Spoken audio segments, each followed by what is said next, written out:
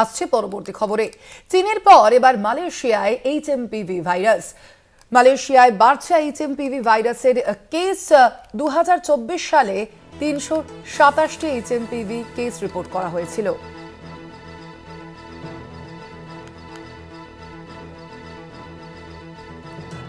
আপনাদের জানিয়ে রাখি 2024 সালে 327টি এইচএমপি ভাইরাসের কেস রিপোর্ট করা হয়েছিল বলে জানা যাচ্ছে এবং 2023 সাল থেকেই 45% বৃদ্ধি পেয়েছে এই ভাইরাসের, এমনটাই জানা যাচ্ছে। আপনাদের জানাবো এই এইচএমপিভি নিয়ে যথেষ্টই আতঙ্কে রয়েছেন দেশবাসী। চীনের পর এবার মালয়েশিয়ায় এইচএমপিভি।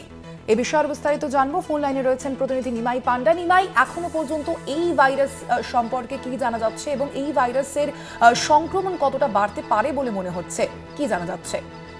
দেখো সোনালী, এই ভাইরাসটি এইচএমপিভি বা হিউম্যান মেটা নিউমো ভাইরাস, এটা কিন্তু সংক্রামক এবং এটা করোনার মতোই দ্রুত ছড়াতে পারে এবং শ্বাস যন্ত্রেই মূলত সংক্রমণ ঘটে এবং ড্রপলেটের মাধ্যমে, হাওয়ার মাধ্যমে এটি সংক্রমণ ঘটায়। কিন্তু যেটা উদ্বেগের বিষয় সেটা হচ্ছে যে চীনে আগেই ছড়িয়েছিল এবং তারপর মালয়েশিয়াতে কিন্তু এই ভাইরাস প্রাদুর্ভাব দেখা দিয়েছে এবং 2023-এ যেখানে 225টি কেস পাওয়া গিয়েছিল সেখানে 2024-এ সেখানে 337টি কেস পাওয়া গেছে, যা 45% বেশি। এবং সে দেশ অবশ্যই নজর রাখছে এবং তারা এটা নিয়ে যাতে পরিস্থিতি মোকাবিলা করা যায় তার চেষ্টা করছে। পাশাপাশি ভারতে কিন্তু গতকাল স্বাস্থ্যমন্ত্রী তিনি জানিয়েছিলেন যে ভয় পাওয়ার কিছু নেই, আতঙ্কিত হওয়ার কিছু নেই। এই ভাইরাস দীর্ঘদিন ধরে রয়েছে। 2001 সালে নেদারল্যান্ডে প্রথম পাওয়া গিয়েছিল এই ভাইরাস, ফলে এটা স্বীকৃত ভাইরাস, এর চিকিৎসাও রয়েছে। কিন্তু গতকাল ভারতে 5 জনের শরীরে করে এইচএমপিভি ভাইরাস পাওয়া যায়।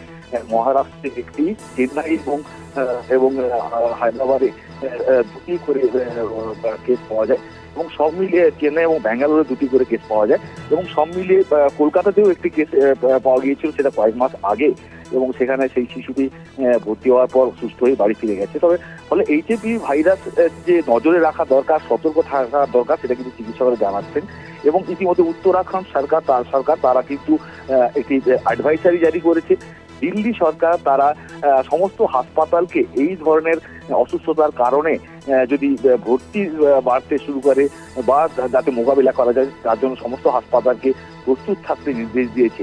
এবং এইচএমপিভি নিয়ে চীন কতটা সত্যি কথা বলছে তা নিয়ে কিন্তু যথেষ্ট সন্দেহ রয়েছে বিশেষজ্ঞদের মধ্যে, কারণ করোনার সময়ে যে অভিজ্ঞতা সারা পৃথিবীতে হয়েছে, চীন যেভাবে ডেটা লুকিয়েছে এবং এবারেও এইচএমপিভি অরিজিনাল ডেটা চেয়ে পাঠিয়েছে চীনের কাছেই, কিন্তু এই ডেটা কতটা সত্যি ডেটা দেবে তা নিয়ে সন্দেহ করছেন অনেকে। ফলে চীনের কথা বিশ্বাস করা যায় না। এবং একদমই। আপাতত ধন্যবাদ তোমায়। কথা বলছিলাম, ফোন লাইনে ছিলেন প্রতিনিধি নিমাই পান্ডা।